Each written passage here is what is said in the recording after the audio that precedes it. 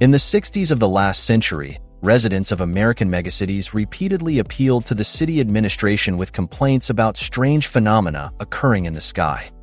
In completely cloudless weather, thunder would suddenly sound in the sky and, rapidly subsiding, disappear without a trace. Time passed. The mysterious thunder continued to periodically frighten ordinary Americans.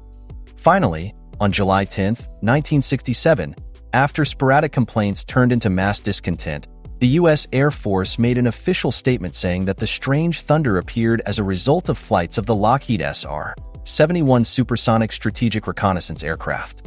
The story continued with several dozen lawsuits by American citizens, in which they demanded the Air Force to compensate for the damage caused by the flights.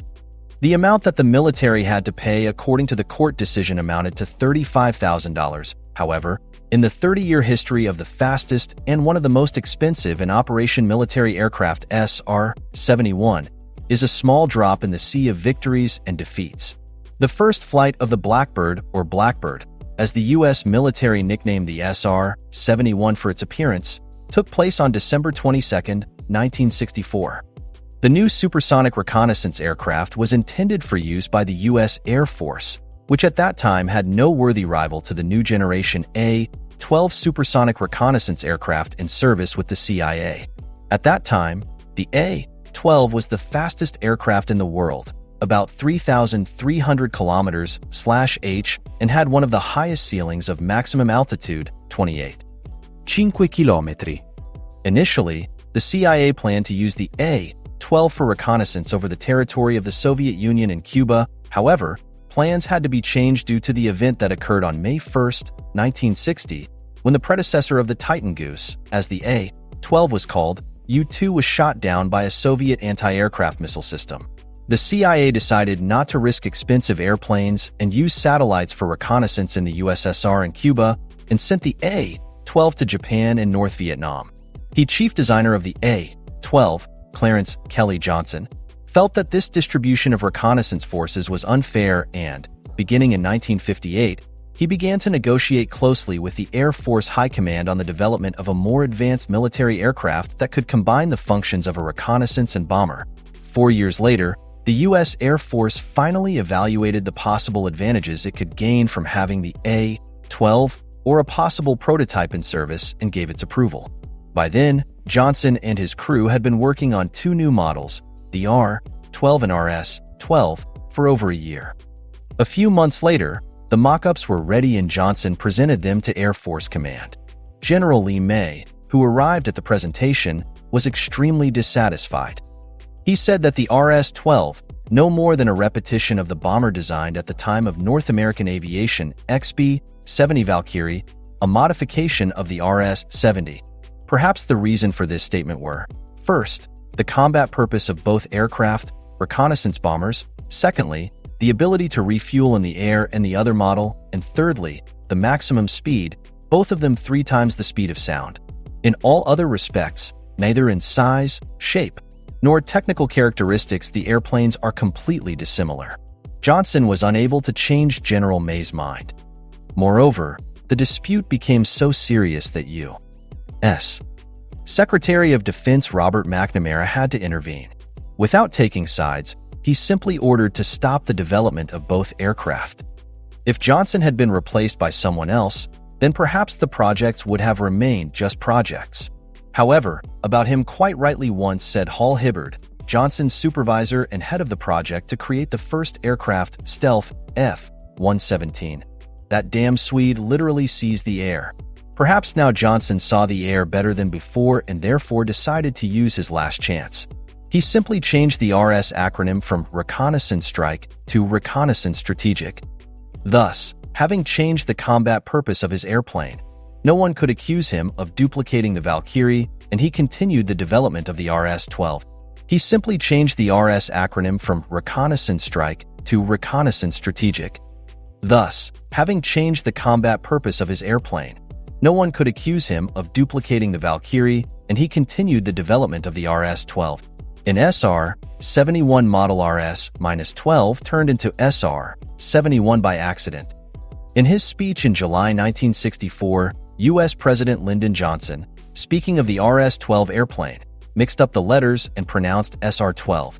By the way, it was not the only blunder of the president in speeches concerning airplanes. In February of the same year, Johnson read instead of the abbreviation AMI, Advanced Manned Interceptor, the name A-11, which also later became the official name. The Index 71 Clarence Johnson took as an indication that his Scout model was the next step after the Valkyrie project. This is how the Lockheed SR-71 Blackbird came to be.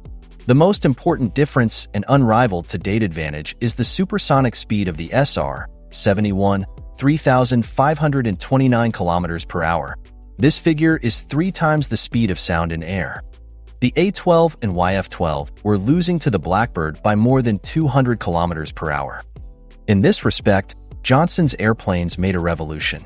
After all, the world's first supersonic airplane appeared in 1954, just 8 years before the A-12 or SR-71. The maximum speed it could reach was barely above the speed of sound, 1,390 km per hour. In 1990, thanks to its speed, the Blackbirds avoided the usual conservation in museums and hangars of military bases, as NASA showed considerable interest in them, where several copies were transferred. The high speed not only solved the tasks set by Johnson, but also created many difficulties in the operation of the Blackbird.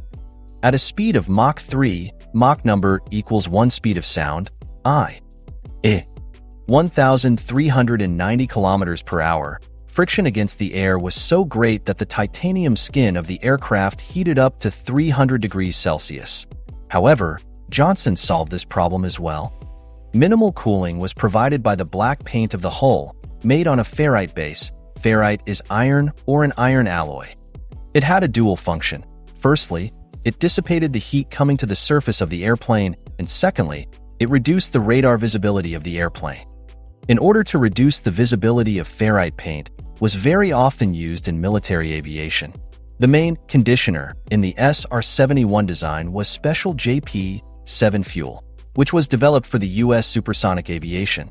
Thanks to its constant circulation from the fuel tanks, through the airplane's skin, to the engines, the Blackbird's body was constantly cooled, while the fuel had time to heat up to 320 degrees Celsius.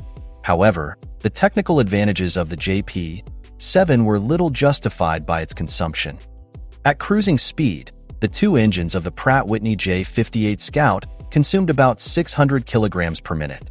On January 25, 1966, the first SR-71 crashed. The Scout was flying at an altitude of 24,390 meters at Mach 3, at which point the aircraft lost control due to an air intake control system failure. Pilot Bill Weaver successfully ejected despite the ejection seat remaining in the airplane. Johnson installed new ejection seats on the SR-71 that allowed pilots to safely leave the cockpit at an altitude of 30 meters and a speed of Mach 3. It may have been a fluke. He was simply thrown out of the cockpit by the air current.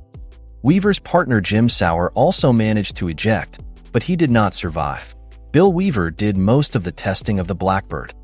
It wasn't the only disaster for him, nor was it for his partners. On January 10, 1967, the SR-71 was undergoing high-speed runs on the runway. To make it more difficult, the runway had been wet beforehand to enhance the glide effect. Having landed on the runway at a speed of 370 km per hour, pilot Art Peterson was unable to release the brake parachute.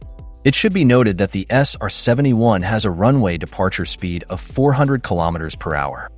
Of course, conventional brakes could not stop the Scout on a wet surface, and the SR-71 continued to move along the runway at the same speed. As soon as it entered the dry section of the track, all the tires of the landing gear burst from the high temperature. The bare landing gear discs began to shoot sparks, causing the magnesium alloy wheel bushings to catch fire. Considering that magnesium alloys ignite at temperatures between 400 degrees Celsius and 650 degrees Celsius, this was roughly the temperature in the landing gear area during braking. The airplane stopped only when it skidded across the runway and crashed nose down into the ground of a dried-up lake. Peterson survived, however, suffering numerous burns. The failure of the brake parachute was an isolated incident, but the magnesium bushings repeatedly caused the Blackbird to catch fire. In the end, The engineers replaced the magnesium alloy with aluminum. In 1968 to 1969, 3 more SR-71 crashes occurred. The causes were failure of the electric generator, the battery, which could provide the airplane with 30 minutes of flight time, was not enough. Engine fire and fuel tank fire after debris from wheel discs punctured it. The airplanes failed, and another serious drawback appeared on the surface of the project. Firstly, there was a catastrophic shortage of spare parts, and secondly, the repair of one airplane would have hit hard on the pocket of the U.S. Air Force. It is known that the cost of maintaining one squadron of SR-71s was equal to the cost of keeping 2 wings of tactical fighters in flying condition. This is about $28 million. Those Blackbirds that successfully passed flight tests were subjected to the most rigorous technical inspections. After landing, each flying unit underwent about 650 checks. In particular, 2 technicians spent several hours on post-flight checks of air intakes, engines, and bypass devices. Lockheed suffered heavy losses, both technical and human, during the testing that took place until 1970, when the SR-71 had already been in service for 4 years. However, military service for the Blackbirds was just beginning. The SR-71's primary reconnaissance locations were Vietnam, North Korea, the Middle East, Cuba, and still, despite warnings from Air Force commanders, the Soviet Union near the Kola Peninsula. When the Blackbirds began being sent to North Vietnam in 1968, it was in the midst of the Vietnam War between the north and south of the country, 1955 to 1975. From 1965 to 1973, there was a period of full-scale U.S. military intervention. For the SR-71, this was the largest military assignment. The Blackbirds were fitted with their own reconnaissance equipment. They were equipped with an automatic autonomous astro-inertial navigation system, which was guided by the stars, allowing to calculate the location of the aircraft without error even during the day. A similar navigation system was later used in the Soviet T-4 rocket bomber under design at that time. The SR-71 could check the exact compliance of the flight with the specified route with the help of an air data calculator and an onboard computer. In the reconnaissance process itself, the SR-71 could use several aerial cameras, a side-scan radar system, radar, and infrared-capable equipment, thermal imaging devices. A panoramic aerial camera was also located in the forward instrument compartment. Such reconnaissance equipment allowed the Blackbird forward